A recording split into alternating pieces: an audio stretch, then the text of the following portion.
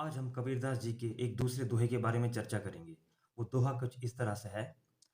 धीरे धीरे रे मना धीरे धीरे सब होए, माली सींचे 100 घड़े, ऋतु आए फल होए।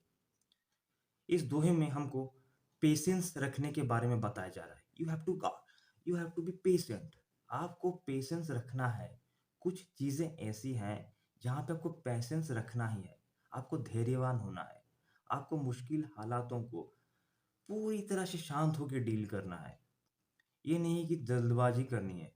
आपका तबीयत खराब है, तो आप क्या करते हैं? डॉक्टर के पास जाते हैं। डॉक्टर आपको दवाई देता है, फिर आप दवाई लेते हैं, लेकिन आप सोचते हैं कि नेक्स्ट दिन मैं ठीक हो जाऊँगा। आपको रेस्ट चाहिए। आपको कुछ दिन के लिए रेस्ट चाहिए। आपको ये स्वीकार करना ही पड़ेगा। आप मेडिसिन्स लीजिए और रेस्ट भी लीजिए। सिर्फ मेडिसिन से काम नहीं होगा। आप रेस्ट लेंगे और वक़्त के साथ आप हील होंगे। आप कोई पेड़ लगाते हैं, आप सोचते हैं मैं दूसरे दिन ही फल खाऊँगा, ऐसा नहीं होगा। पेड़ को आप लगाइए, आप पानी दीजिए, फिर आप पेशेंस रखिए, आप वेट कीजिए उसको बड़ा होने के लिए। तो धीरे-धीरे रे मना धीरे-धीरे सब होए, माली सींचे 100 घड़े। आप चाहे 100 घड़ों में पानी डाल दें, लेकिन ऋतु आए फल होए। जब वक़्त आएगा तभी आपको फल मिलेगा। और एक आपको एग्ज़ाम्पल देता हूँ, आप कुछ शेयर्स खरीदते हैं, खरीदने के बाद दूसरे दिन ही आपके शेयर्स 10% डाउन हो जाते हैं। लेकिन आप इन्वेस्टमेंट करना चाहते हैं, आप एफडी में तो इन्वेस्ट नहीं कर सकते क्योंकि आप जानते हैं कि इन्फ्लेशन रेट है 6 टू 7% और एफडी में आपको मिलता है 5% और टैक्स कटने के बाद सिर्फ 3%। तो आपको शेयर्स या म्यूचुअल फंड्स में इन्वेस्ट करना ही पड़ेगा। लेकिन मार्केट किसी वजह से मार्केट अगले दिन नीचे गिर जाता है और आपके इन्वेस्टमेंट किए हुए अमाउंट -10% दिखा रहा है। तो आप अगर बेच देंगे तो आप लॉस में चले जाएँगे। तो आपको वहाँ पे पेशेंस रखना पड़ेगा।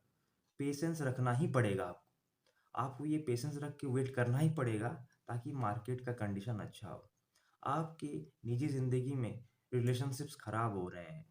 आप कुछ ऐसे टॉक्सिक रिलेशनशिप में चले गए हैं, जहाँ पे आपको लगता है कि आपके साथ कुछ ऐसा हो सकता है गलत। समझ लीजिए आप शादीशुदा हैं, आप डाइवोर्स के कगार पर हैं, लेकिन आप जानते हैं अगर आपकी बीवी बहुत अच्छी है या आपका हस्बैंड बहुत अच्छा है, आप जानते हैं मैं चाहूँ तो सुधार सकता हूँ, इस कॉन्सिक्वेंस को मैं अवॉइड कर सकता हूँ, लेकिन आपके लिए पेशेंस रखना पड़ेगा। कुछ दिनों के लिए आप चुप रहिए, साइलेंट रहिए और आप वेट कीजिए, फिर आप मनाने की कोशिश कीजिए।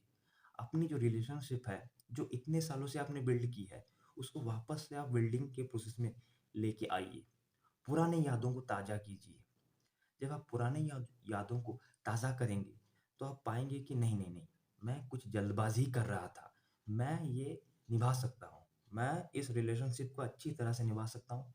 तो धीरे-धीरे रे मना, तो पूरा आपको अच्छी तरह से पेशेंस रखना पड़ेगा। आपको पेशेंस के साथ मतलब ये वक़्त के हाथों आप मजबूर हैं। आप नहीं, हम सब मजबूर हैं। जब वक़्त आएगा आपको रिज़ल्ट्स मिलेगा।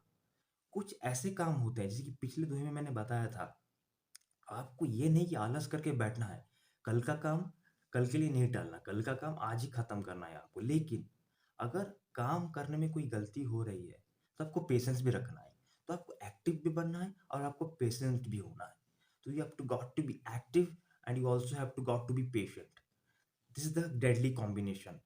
Activity and patience. You got to be super hyperactive while doing your work and you have to be super patient while executing the task. तो जब आप कुछ काम को अंजाम दे रहे हैं, एक बार आपने कुछ ठान लिया कि मुझको ये करना है, तो उस काम को आप करिए, पूरी शिद्दत से करिए। लेकिन काम खत्म होने के बाद आप फिर पेशेंस रखिए रिजल्ट्स का वेट करने के लिए। अब ये मत सोचिए कि आज मैंने काम किया, कल मेरे को रिजल्ट मिलेगा। आपको रिजल्ट मिलेगा, ठीक वक़्त पे मिलेगा। आपको सिर्फ पेशेंस रखना पड़ेगा। तो यहाँ पे हम कंक्लूड करते हैं हमारा दूसरा दोहा। ये शॉर्ट वीडियो आपको कैसा लगा? आप कमेंट सेक्शन में बताइए। कबीरदास जी का और भी दोहा मैं लेके आऊँगा। पूरा सीरीज़ कबीरदास जी के ऊपर बनाने जा रहा हूँ मैं। लगभग 20 वीडियोज़ मैं बनाऊँगा सिर्फ़ कबीरदास जी के दोहों के ऊपर। तो तब तक के लिए keep happy and keep smiling.